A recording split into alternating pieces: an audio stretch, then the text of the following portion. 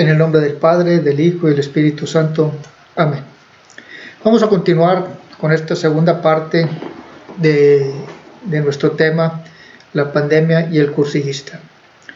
En el bloque anterior estuvimos viendo cómo es la diferencia entre lo que Dios quiere y lo que Dios permite. Y vale la pena recordar el pasaje que nos menciona el evangelista San Juan en el capítulo 11, cuando muere Lázaro. Cuando Jesús va a Betania, sale Marta a recibirlo y le dice: Señor, si tú hubieras estado aquí, mi hermano no hubiera muerto.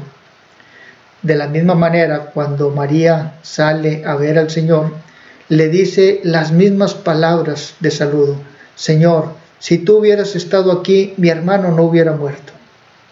Y eso mismo nos podemos nosotros preguntar o reflexionar y decírselo al Señor: Señor, si tú hubieras estado aquí en el mundo, la pandemia no hubiera surgido. Cierto es que nosotros tendríamos que escuchar la respuesta de Dios. Y como Dios le respondió en otro momento a la pregunta que le hacían sobre el ciego de nacimiento, que si él había nacido así por el pecado de él o por el pecado de los padres. Y la respuesta de Jesús fue: esto fue para que se manifieste la gloria de Dios.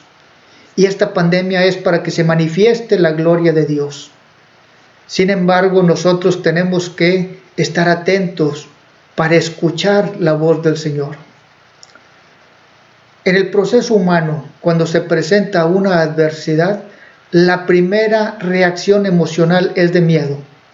Hay 4 etapas en este proceso. Es el miedo, después viene la aceptación, después viene la planeación y por último la acción. Vamos a hablar rápidamente de esas etapas a la luz del Evangelio. ¿Qué pasa con el miedo?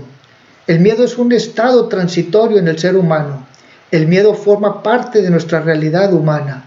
Nosotros como humanos vamos a estar en muchas situaciones expuestos a temores. Sin embargo, ese tiempo en el cual nosotros vamos a estar en el temor depende de nuestras capacidades, qué tanto lo queremos prolongar o qué tan corto queremos hacer esos momentos de miedo.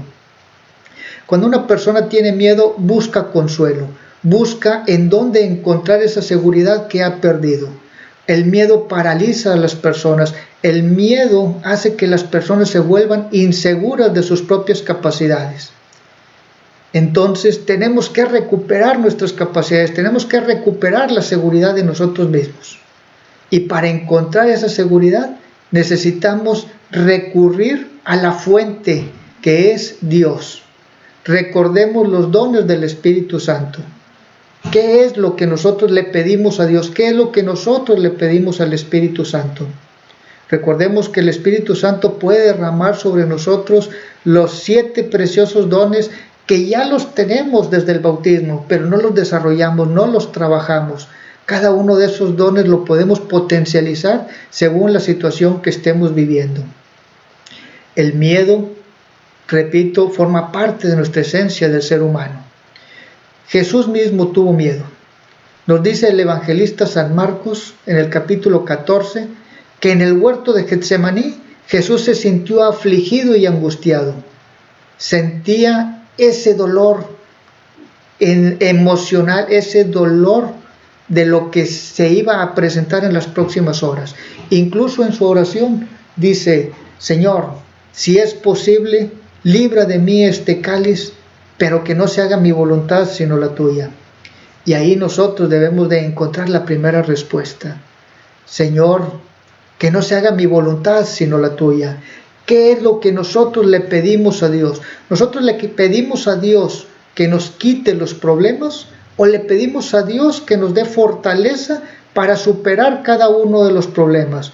Que nos dé la sabiduría, que nos dé el conocimiento, las habilidades para nosotros superar cada uno de esos momentos. Todas las situaciones que se nos presenten en la vida forman parte de la misión que Dios tiene preparada para nosotros. Jesús tenía una misión muy clara: venir y redimir al mundo, redimir a toda la humanidad de todos los tiempos. Si en ese momento Jesús hubiera renunciado a ese momento, a ese cáliz amargo que iba a recibir, ¿qué hubiera sido de nosotros? Jesús recurre a la oración en el momento de angustia. En ese momento de aflicción, Jesús recurre a la oración. ¿Y nosotros a quién recurrimos? Y en los próximos minutos se da un cambio en la situación de vida de Jesús. En ese momento que termina de orar en Getsemaní, se levanta y afronta con gran valentía lo que iba a suceder. Cuando llegan los soldados romanos a apresarlo, Jesús los enfrenta y les dice: ¿a quién buscan? Y cuando le dicen que buscan a Jesús de Nazaret, Él les dice: yo soy, dejen ir a los demás. Y los demás se van llenos de miedo y de angustia porque han apresado a su maestro. Y Jesús, con valentía, enfrenta lo que es el Vía Crucis, enfrenta el camino a su pasión, a su muerte y a la gloriosa resurrección, que es lo que nos ha redimido. Nosotros, cuando se nos presenta una situación de adversidad, esa situación forma parte de la misión que nosotros tenemos que llevar a cabo para nuestra redención y para contribuir en el plan de la redención del Señor en los ambientes de quienes nos rodean, en nuestro ambiente familiar, en nuestro ambiente de trabajo, en nuestro ambiente social. Nosotros estamos influyendo, nosotros no redimimos, pero nosotros llevamos el mensaje de redención. Nosotros somos portadores de la buena nueva, nosotros somos proclamadores del Evangelio, nosotros somos dirigentes que debemos de conquistar nuestros ambientes. Esa es la respuesta a esto que está viviendo ahorita el mundo. Nosotros debemos, primero que nada, pedirle a Dios que nos dé esa luz para nosotros seguir siendo luz. Nosotros en estos momentos debemos de llevar esperanza. Como dice el Señor, ustedes son luz del mundo y sal de la tierra.